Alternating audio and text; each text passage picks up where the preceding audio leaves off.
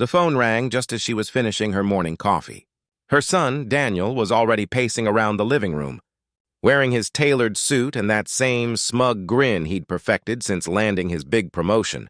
He'd been laughing all week at her old shoes, her worn-out purse, even at the dusty coin jar that sat near the TV. "Mom, who even saves coins anymore?" He'd chuckled yesterday, tossing his platinum credit card on the table like a trophy.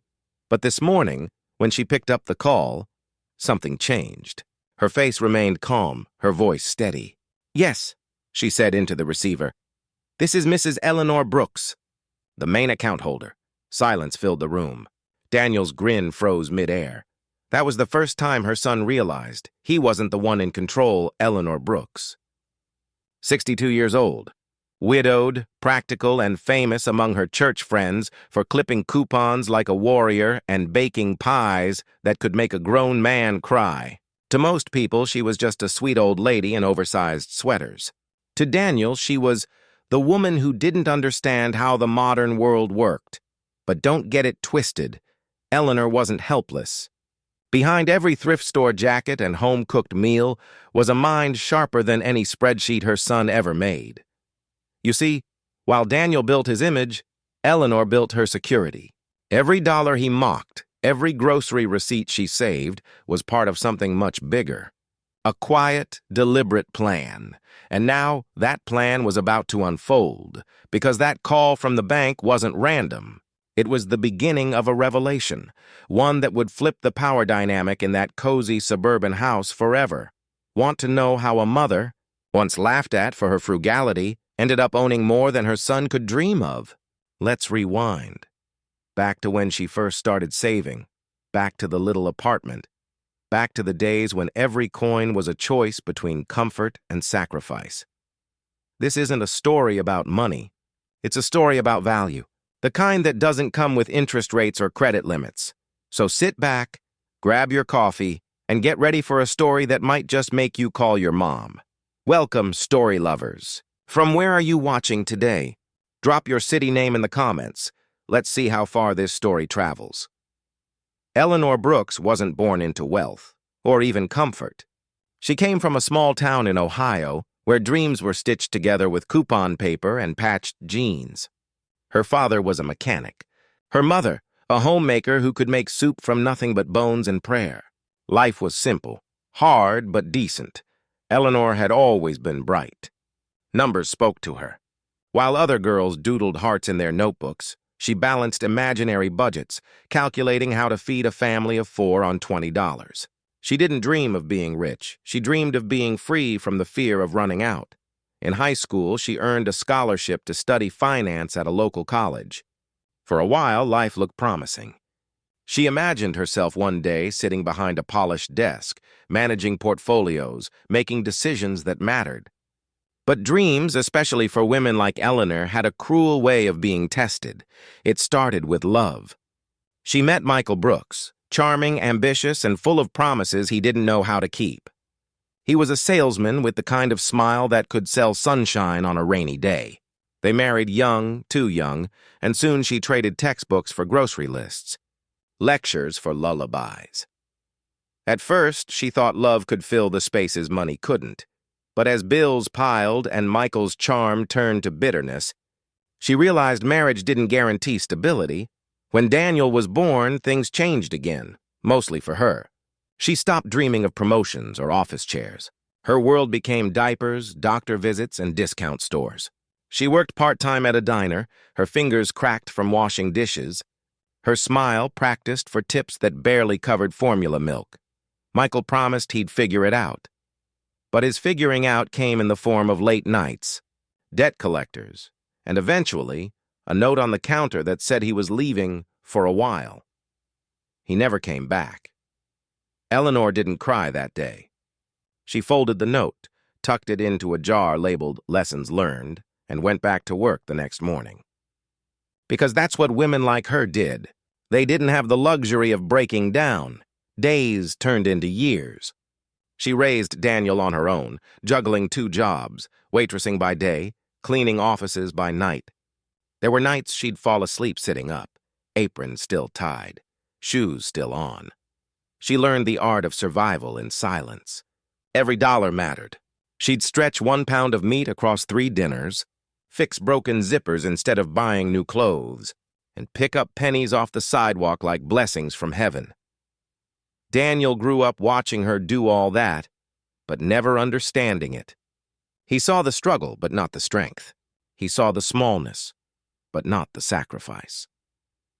There were moments Eleanor almost gave up, like the winter when the heat was cut off, and she pretended the cold was part of the adventure. She'd wrap Daniel in blankets, light a single candle, and tell him stories about heroes who fought through storms.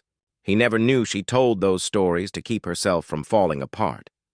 When Daniel turned 10, he started noticing things: the hand-me-down shoes, the old car that coughed more than it drove, the broke mom jokes from kids at school. Eleanor would smile and say, "We're rich in love, honey." But she knew love didn't pay the rent. She promised herself one thing: Daniel would never feel the weight of financial fear like she did.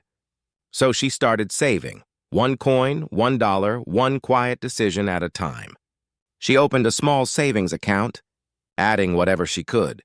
Tips from the diner, extra hours cleaning offices, the occasional $10 birthday gift she never spent on herself. And every time she deposited money, she whispered a small prayer, not for wealth, but for security. Life moved on as it always does. Daniel grew up, graduated, and eventually landed a corporate job in the city. Eleanor was proud beyond words, but something shifted. The little boy who once asked her for bedtime stories now looked down at her for clipping coupons. He started buying expensive watches, talking about real investments, and teasing her about her old-fashioned savings habits. When she'd mention her account, he'd laugh and say, "Mom, your savings probably can't even buy a new phone." Eleanor would just smile. Let him laugh, because she knew something he didn't. Patience compounds faster than pride. The years continued quietly. She never remarried, never complained, never asked for help. She just kept saving, learning, adjusting. When others scrolled through online shopping carts, she scrolled through her banking app. Small deposits that gave her a sense of invisible dignity. She wasn't building luxury. She was building freedom. But life wasn't kind just yet. Her health began to decline: arthritis, high blood pressure, and the quiet loneliness of an empty house. She'd look at Daniel's pictures on her fridge, smiling at his success, pretending she didn't notice how rarely he called. Her dreams, those quiet dreams of security, respect, and peace, seemed buried under years of duty. But sometimes buried things grow stronger roots, and all that time her sacrifices weren't vanishing into thin air. They were compounding quietly, growing into something she herself didn't fully realize. Then one day, a letter came in the mail. It was from the bank, a notice about her account. She almost threw it away, thinking it was another statement, until she noticed a new section: Asset Review for Primary Account Holder. She blinked at the numbers. They didn't seem real. All those years, the small deposits, the interest, the loyalty rewards, the little savings she thought were barely anything, had grown into a small fortune. She didn't smile. She just folded the paper, tucked it next to the lessons learned note from decades ago, and whispered, "Guess I figured it out too." Michael, little did she know, that discovery, that quiet triumph, was about to set off a chain of events that would humble her son, flip the story of their lives, and show the world that a mother's patience isn't weakness. It's wisdom in disguise, because the next chapter wasn't about struggle anymore. It was about awakening. Eleanor's life had always been predictable: quiet mornings, grocery lists, and the soft rhythm of survival. Until that letter, the one from the bank that changed everything. At first, she thought it was a mistake. Surely those numbers couldn't be hers. She even drove to the branch herself, wearing her old brown coat, the same one Daniel teased her for keeping since the Reagan era. The young teller at the counter smiled politely, probably expecting to help her reset a password or print a statement. But when Eleanor handed over her ID and asked to verify her balance, the girl's expression subtly changed, from routine politeness to quiet astonishment. "Mrs. Brooks, Your account has quite a substantial total, she said softly, lowering her voice as if guarding a secret. Eleanor just nodded, her heart thudding like it hadn't in years. That moment planted a spark, half disbelief, half awakening. All those years of being mocked, minimized, and overlooked had quietly grown into something solid, something powerful. She walked out of the bank that day with a straight back and a small smile. But life had other plans for her confidence. A few days later, Daniel stopped by. It wasn't out of affection, it never was. He'd just been looking at investment options and needed her to sign a few routine documents. He talked fast, using big words and technical jargon to sound important. Eleanor listened quietly like she always did, nodding at the right times.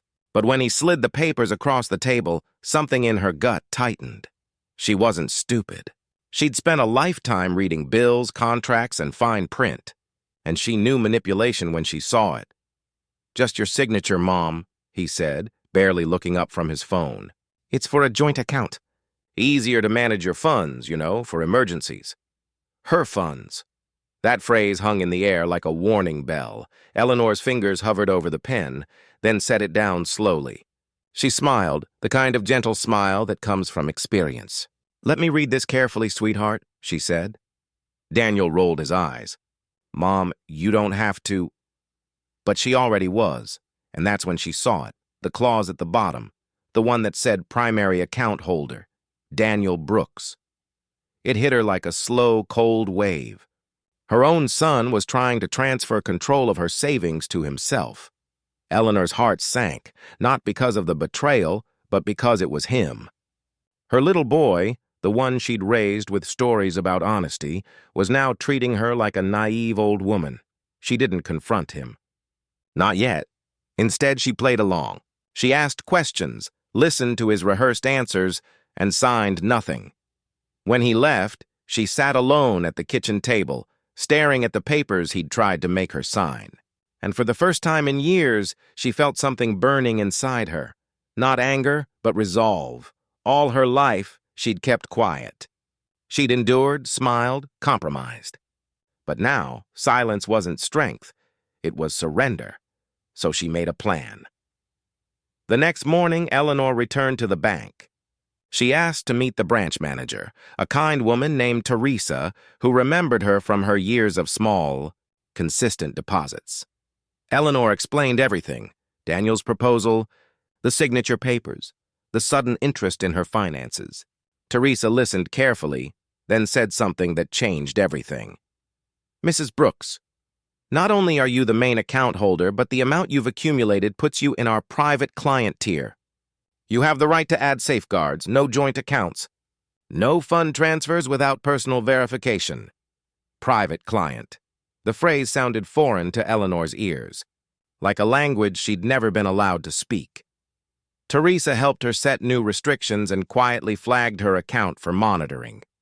Then she offered a suggestion that lit a spark of curiosity.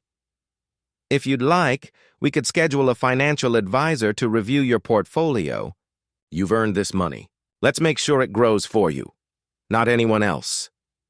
For the first time in decades, someone talked to Eleanor like she mattered. Not as a charity case, not as someone being helped, but as someone deserving of help. Meanwhile, Daniel kept calling. First politely, then impatiently, asking if she'd signed the papers yet. Eleanor kept her tone sweet and neutral. "Still thinking about it, dear," she'd say. Behind that softness, though, she was watching. She began researching financial terms online, reading articles late into the night, and even signing up for a free budgeting webinar. The same woman who once counted quarters for groceries was now studying compound interest charts and tax strategies. And she was good at it. She realized how much she'd always loved numbers, how her old dream of becoming a financial planner had never truly died. It had just gone dormant, buried under duty and exhaustion. Now, it was waking up. But Daniel wasn't done. He showed up one weekend with flowers and charm, pretending to be the doting son. "Mom, you know I only want to help," he said, pulling out a second set of documents. This time, Eleanor smiled differently. She'd been waiting for this. "Of course, sweetheart," she said gently. "Why don't we go to the bank together tomorrow?" I'd love for them to explain everything to both of us. His face twitched, just slightly, but he agreed. The next day, they walked into the same branch, Daniel confidently leading the way. When the teller greeted Eleanor with, "Good morning, Mrs. Brooks, the main account holder," Daniel froze. Teresa, the branch manager, stepped out from her office. "Ah, you must be Daniel," she said pleasantly. "Your mother's one of our most consistent savers. A real inspiration around here." Eleanor could feel his confusion building, his confidence cracking. He tried to interrupt, to clarify something about joint management, but Teresa calmly replied, "Oh, there must be some misunderstanding. Mrs. Brooks's accounts are protected." No changes without her personal authorization. That's when Eleanor turned to her son. No anger, no drama, just a quiet look that said everything. For Daniel, the realization came like a slow collapse. Every sarcastic remark, every dismissive laugh, it all came back to haunt him. He'd spent years underestimating the woman who'd built the very foundation of his life. And for Eleanor, that moment wasn't about revenge. It was about reclaiming dignity, about showing without words that strength doesn't shout. It whispers, it waits, and then, when the time is right, it stands.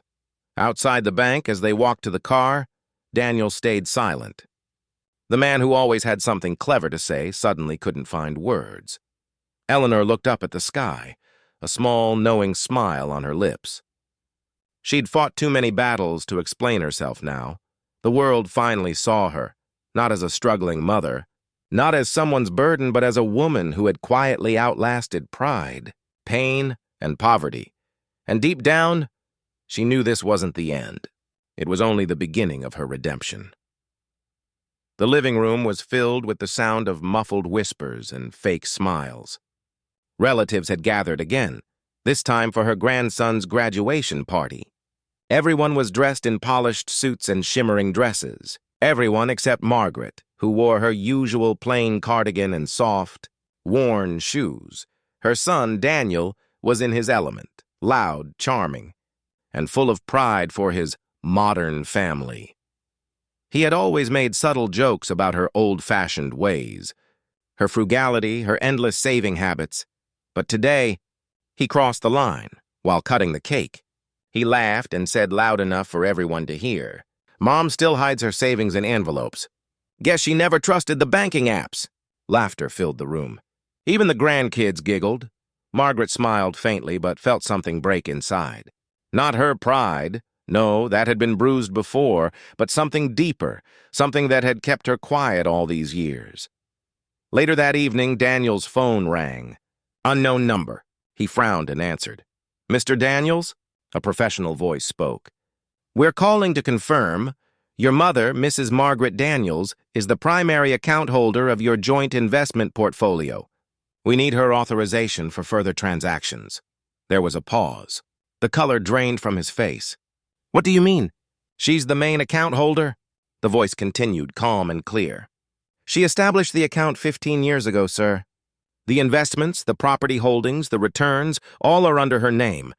You're listed as the secondary." Daniel's hand trembled. His friends sitting nearby noticed his silence.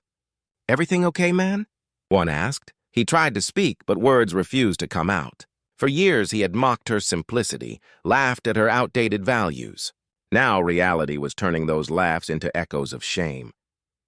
Just then Margaret walked into the room holding a cup of tea. She had overheard. "Not all of it, but enough. Was that the bank, dear?" she asked softly. Daniel looked at her, his pride collapsing like paper in the rain. He nodded. For the first time, their roles reversed.